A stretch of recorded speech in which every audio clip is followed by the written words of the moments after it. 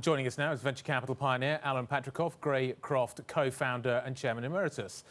Alan, Ed kind of set it up. Is this time going to be different? Do you think we're finally in a situation where events on the ground, and obviously the storming of the Capitol is one that instantly springs to mind, provide significant impetus to actually deliver change in what is becoming a stale argument around this subject? We know which side you're on. You want reform. Do you think we're finally going to get it?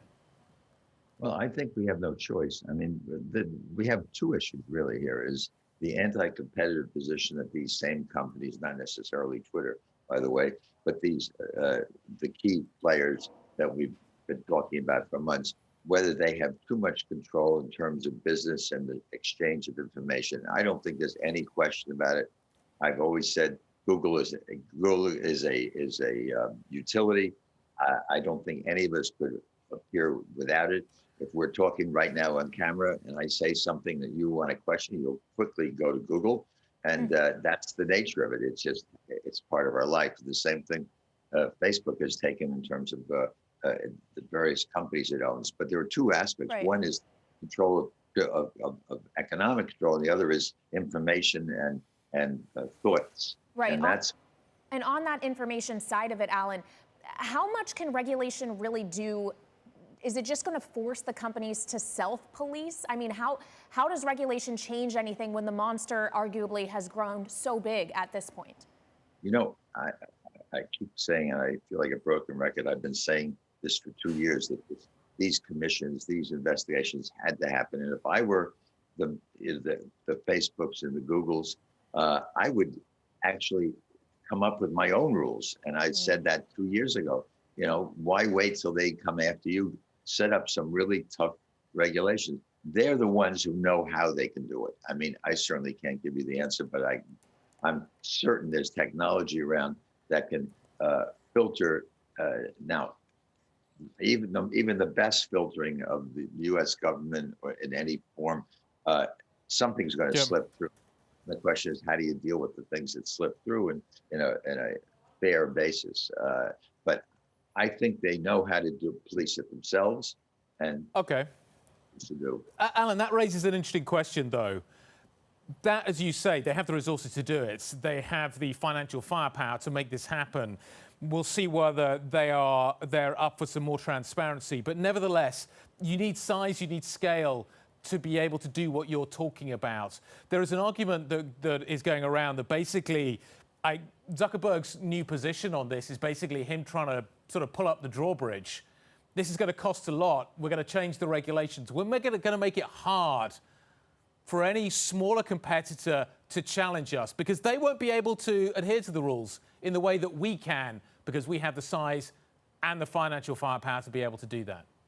Well, maybe they'll make the technology, whatever it is, something that's universally available to everyone that is a standard filtering technique. I mean, that I'm just giving you a quick reaction. But as equally important as this aspect is the anti-competitiveness, which hearings are in full blown. And I think between the two of these issues, there's enough public sentiment to say something's got to happen. I mean, it just, if not, the control of data, which is really what is at the heart of all of this, but the ability for these companies to acquire data as we are on this broadcast right now is astounding, and it just gets bigger and bigger and bigger, and that makes them stronger and stronger and able to control everything we're doing. And I think at some point the government is the only source that can come in and control it, unless they come up with their own techniques. I think it all gets around to data sharing. If there was some requirement that any data that they were using from, Facebook users from Instagram or WhatsApp has to be shared on an economic basis with everybody else so that everybody's on the same playing field.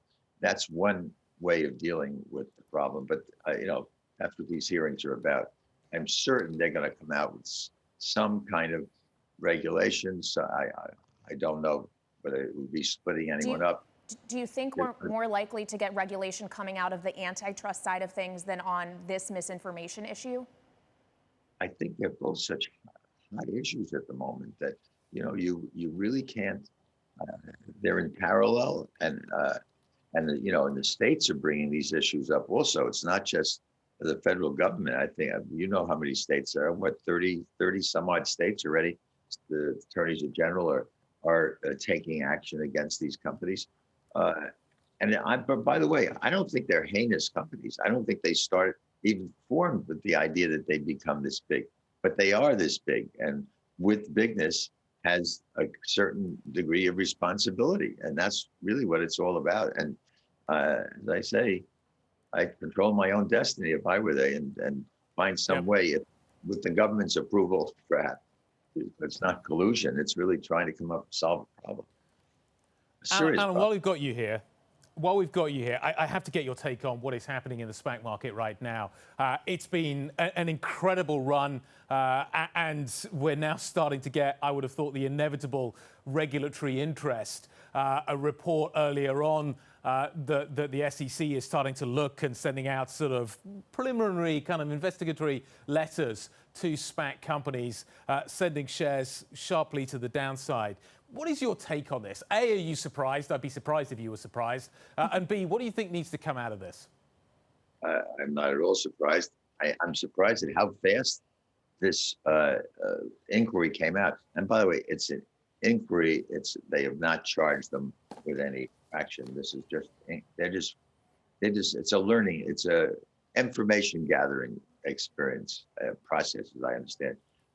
Listen, there's been excess is going on all over the place now, and whether it's Bitcoins or whether it's the IPO market, and now on top of that, we've got the SPACs who come out of no place. I mean, 5 years ago there was no one doing a SPAC. 20 years ago, yes, it lasted for a very short. It was like the hula hoop fad. It came in for a period, then went out, and now it's much more. It's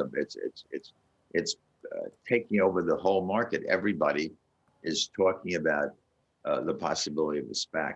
And just, the listeners, the viewers should be understanding this is whatever the number you just said is 275 SPACs have come out in the first 3 months, and add those to last year's. You got to take the two together. There's 500, 600, 700 people with a ton of money who are fishing. They're just what they are, special purpose acquisition corporations. They are there to buy a company. So you've got 700, 800 people who've got 2 years to put the money to work. And right. there are, you could say there are many more good companies than 800 in this country. But do you think, Alan, that this is a sustained trend, or are we in a bubble type scenario with these SPACs? I mean, you're out there on the West Coast to talk about unicorns in the tech space. When they want to come to the public markets, do you expect them to do so via SPACs, or are we going to see a return to kind of the traditional IPO process? I would say that if you see consistent weakness in SPACs in the marketplace, in the aftermarkets, you can see the tide turn so quickly, and it will become yesterday's flavor. Now, I'm not predicting that. I think it's going to depend a lot on, any SPAC depends on who the sponsor is behind it. I mean, and that the ones that are higher quality are getting more attention. But we'll look at the price in the aftermarket. You realize that a lot of the sponsors, a lot of people in the first run split off the warrants from the stock, so they sell the stock and they just play with the warrants, which is a interesting way to play the upside of some of these SPAC, all of them.